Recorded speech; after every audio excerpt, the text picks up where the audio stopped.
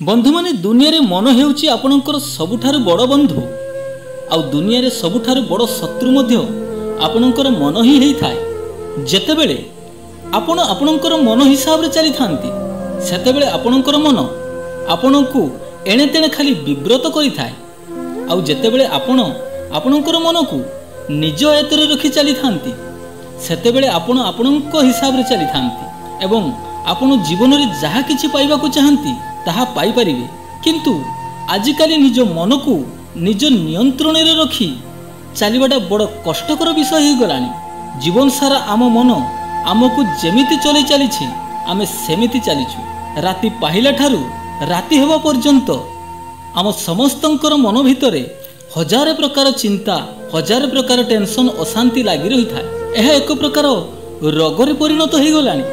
बड़ मनुष्यों कथा छाड़न्तु आजिकाली छोट छोट पिला मानक मध्यरे विभिन्न प्रकार अशांति टेंशन देखा मिलूची। आजिकाली जहाँ को भी पचारंतु जेकोसी लोकों को पचारंतु समस्त पाखरे सबकिछि थाई मध्य समस्ते टेंशन एवं अशांति रे रहउचंती। जदि आपण माने मनरु अशांति एवं टेंशन को दूर करिवा पई चाहंती एवं जीवन रे खुशी रे शांति रे रहिबा पई चाहंती तेबे एही पांचटी कथा को मानि चलंतु। तेबे देखिबे जीवन रे आपण माने निश्चय रूपे आपण मानकर टेंशन एवं अशांति धीरे धीरे ह्रास पाई जीवो। जीवन रे प्रथम काम एहा करंतु जे आम मन एक मेमोरी कार्ड भली होई थाए। आमे सारा दिन जहाँ जहाँ देखि थाउ जहाँ जहाँ सुनी थाउ सेथुरु एमिति किछि कथा बा एमिति किछि घटना आम मन रे सेड हेई जाय। सेही सब कथा को आमे बारंबार मन पकई चिंतित बा अशांति हेई थाउ। धीरे धीरे आम भितरे मध्य सेही प्रकार संस्कार देखिबा को मिले एवं सेही कथा गुड़िक आमर विश्वास रे परिणत हो जाए। तेणु जो जिनिस देखिबा द्वारा बा जो जिनिस सुनिबा द्वारा बा पढ़िबा द्वारा आम मन रे चिंता अशांति एवं भय सृष्टि होई थाए सेही सब जिनिस को त्याग करिबा उचित। जो जिनिस देखिबा द्वारा जो जिनिस सुनिबा द्वारा एवं जो जिनिस पढ़िबा द्वारा आमको शांति खुशी आनंद एवं एवं निर्भय मिलुछि ताहा करिबा उचित। जीवन रे द्वितीय काम यह करंतु जे जदि जीवन रे शांति रे खुशी रे आनंद रे रहिबा पई चाहंती तेबे आपण केबे भी अन्य मानकर बा निजर खराब चिंता करंतु नाही। सब बेले खाद्य उपरे गुरुत्व दियंतु कारण कथारे अछि जेमिति खाइबा अन्न सेमिति हबो मन।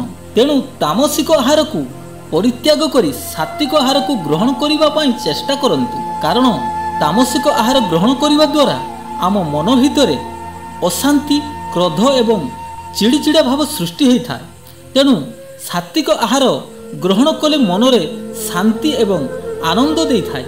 तेणु जीवन रे सात्विक आहार को आपणेबा को चेष्टा करंतु। जीवन रे तृतीय काम यह करंतु जे सकाळु सकाळु बिछोना छाड़िबा पई चेष्टा करंतु।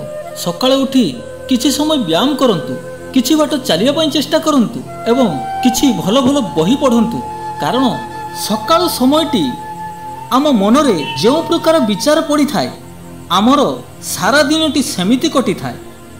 तेणु केबे भी समय को बर्बाद करंतु नाही एवं सकाळ समयटुकु बहुत गुरुत्व दियंतु एवं जीवन रे जदि सफल पाइबा पई चाहंती तेबे सकाळ समयटुकु सुविचार रे भरी दियंतु। जीवन रे शांति रे आनंद रे खुशी रे जदि रहिबा पई चाहंती तेबे चतुर्थ काम यह करंतु जे मोबाइल एवं टीवी ठू खाइबा समय रे निजको दूरे रखंतु। सारा दिन पड़ुची मोबाइल टीवी देखिबा पई कम से कम खाइबा समय रे आधा घंटे बंद रखंतु। जीवन रे पंचम काम यह करंतु सकाळ उठी 10 मिनिट बा 15 मिनिट हो पछके किछि समय ध्यान करंतु कारण ध्यान एक एमिति जिनिस आम मनर अशांति को दूर करिवार बहुत बड़ उपकार करिथाए। तेणु ध्यान एक बहुत बड़ महत्वपूर्ण काम जहाँ आम मनर चिंता अशांति टेंशन को अधिक मात्रा रे दूर करिवारे सहायता करिथाए।